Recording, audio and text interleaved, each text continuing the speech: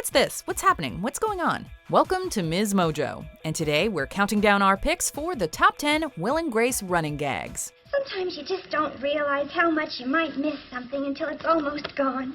Which reminds me, I've got a Chanel suit at the dry cleaners, and boy did I miss it!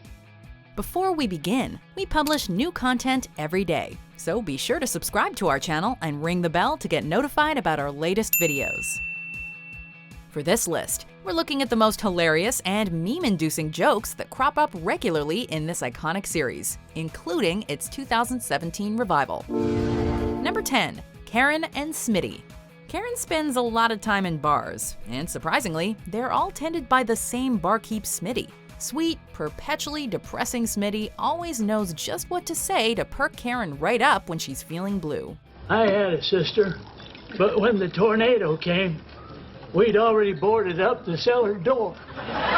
Whether it's the sad tale of losing his twin in a fire, or the heartbreaking drama of losing his sister in a tornado, or the tragic story of losing his wife at Christmas, his infinite misery is Karen's perpetual source of pleasure. Oh, now I'm in the mood for something blended. Even in her darkest moment, when she loses her beloved maid Rosario, all might collapse at the slightest sneeze Smitty delivers with his delightfully devastating bullet-to-the-head story. I'm almost entirely deaf.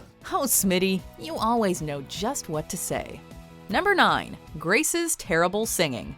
Grace sings like nobody's listening, even though everybody is listening and wishing she would, for the love of God, just stop.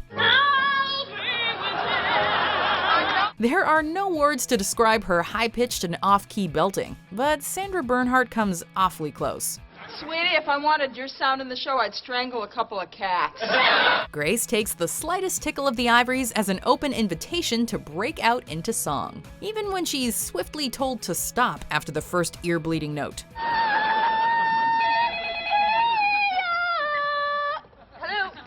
Her singing has silenced crowds, chased away suitors, frightened children, and spooked dogs. So long, farewell. Yet she obliviously trolls on, butchering beloved classics for a new generation to come. Don't make it worse. Number 8. Karen mocking Grace's sense of style.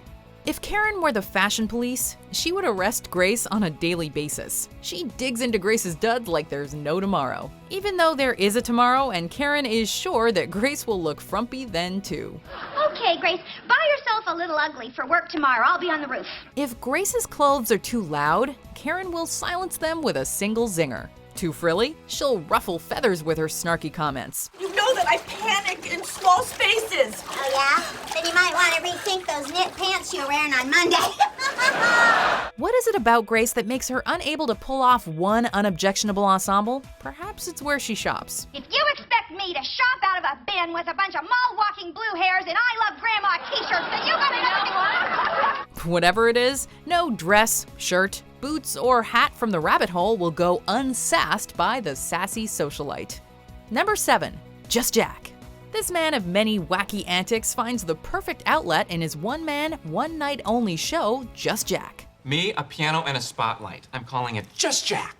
With so much talent to unpack, what should he do? The show goes off without a hitch, and without an audience. Tired of being recognized by his one fan, he decides to take his show in a new direction. Jack doesn't like to share the spotlight. Hey! It's not the Will and Grace show, it's called Just Jack! But when he does, it's with himself. The critic raves about it, so he gives the people what they want. Their money back? A sequel. It earns him an award nomination and a stalker, but he doesn't do it for the accolades or fan adoration. Hey! Takes one to know one! And fives of people are grateful for it. Solamente yak. Number 6. Karen's alias, Anastasia Beaverhausen. Karen has acquired many nicknames over her rich, gin-soaked, shady years. Up yours, Count Druncula. And who could forget Pilar Palabunda? But her favorite alias by far is one that fuses her love of aristocracy with her disdain for nature. My name is Anastasia Beaverhausen. Anastasia Beaverhausen makes her scene-stealing cameo anytime Karen wants to go incognito, which is more often than you'd think. like when she's slumming it at a bowling alley, or when she's scarfing down fast food at taco time, or when she's flirting with men at the bar while her husband is in jail, or when she's running from the law at Banana Republic. Yes, Ms. Beaverhausen always comes to the rescue, even in the unholiest of hours. I'm Sister Frances Beaverhausen. Number 5. Will being a control and neat freak. It all started with the vacuum game. Now, his control freak tendencies have seeped into every part of his life. I know you can only work when things are neat and clean and orderly. No, Anal Annie, that's you. His relationships, his friendships, his home decor, even his cheese display. But he's trying to change. Like that time he agrees to let Grace knock down the wall between their bathrooms to make a giant one. But then he changes his mind. Not really vibing on the whole Benihana home collection thing. Oh, well, how about that time he promises not to interfere when Grace decorates his client's apartment? But then he does. Whoa. Saddle. You say, whoa. Ugh. Still, no matter if he's vacuuming friends or ironing pillowcases, everyone loves Will just the way he is. Well, maybe not everyone. If your eyebrows were tweezed anymore, you'd be Nicole Kidman. Number 4. Grace's constant eating. Grace's appetite knows no bounds and no shame. She pretends to be in AA for the free donuts. She sneaks Chinese food into a theater. She ravages a chicken in a way no chicken deserves. If it's deep fried, has frosting, and is in front of her, she will eat it. But for Grace, food is more than just sustenance. Didn't see your partner's coming. Wipe that rice off your neck. Oh, it just crawled off. It's a tool to scope out more food. It's a quick fix, and it makes the world a better place. What are you eating? What are you eating? Strawberry ice cream, but I'm using chicken satay as the spoon. Yet there's still so much she doesn't understand. She's a little hazy on what constitutes finger food, and she takes all-you-can-eat buffets a little too literally. Always remember, Grace, just because something tastes good doesn't mean it's edible, even if it is free. Okay, after this round, we hit the crab cakes and we hit them hard. Number 3. Will and Grace's over-the-top game nights. Will and Grace's game nights are all fun and games until they win and vigorously rub it in their friends' faces. Reigning champs Will and Grace are like twins joined by their insatiable thirst for competition, reading each other's minds like a book. Meanwhile, most frequently recurring reigning losers, college sweethearts Rob and Ellen, can't seem to pull it together long enough to guess the very guessable Psycho. You know what you should have done? This is what you should have done. And then there's the gloating, the victory dancing, the taunting. Oh, so much taunting. Hey, Grace, say cheese. But in their defense, the champion's suck-on-it cup leaves very little room for gracious winning. Will and Grace, you guys are in third, or as we like to call it, last with a big L for loser. Game night solves fights, snuffs out controversies, even reunites friends when they lose their home mojo. Number 2. Jack's obsession with Cher.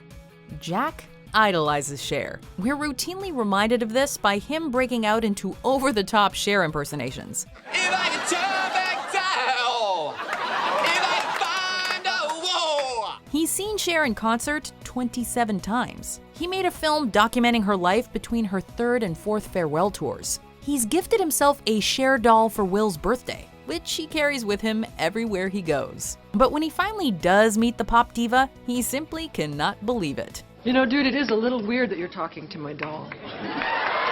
And then he proceeds to do what only Jack would do, challenge Cher to a Cher-off. If I could turn back time.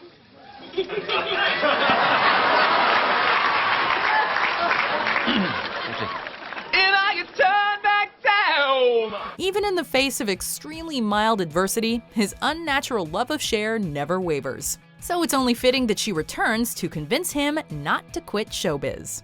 Before we unveil our number 1 pick, here are some honorable mentions. What's your game, Grace Adler? Nothing. I'm just curious. I would never betray my son's confidence. He told me he was gay years ago. I still haven't told anyone. Stanley? Hi, sweetheart. Oh, I know. It's been so long. I can't wait to run up and throw my arms 2/3 the way around you. You remember my business associate, Benji? What happened to the other Benji? Ooh, something terrible happened to him. He got old. Number 1. Karen's drinking. Karen has been drinking regularly since she first stumbled tipsily onto our screens. Yet no amount of liquor can dull her sharp wit. It was the drink talking. Yeah? Well, now my drink's talking and it's saying, drink me. She may strut around in fancy duds, but she's not snobby with her alcohol. She may not know the difference between juice and wine, but she knows the value of good hooch. The vodka is warm? What is this, junior high? Beneath that whiskey-soaked booze hound is a gin-soaked booze hound. And beneath that is a booze hound who's always there for her friends. Something special happens when Karen imbibes. She soaks up life in big swigs. She sees the world differently. She becomes an alcohol whisperer, a math whiz, an activist, sensitive, and maybe, just maybe, a little self-aware. I think Rosario might have a drinking problem. Hey, we said maybe. Do you agree with our picks? Check out these other great clips from MsMojo and subscribe for new videos every day.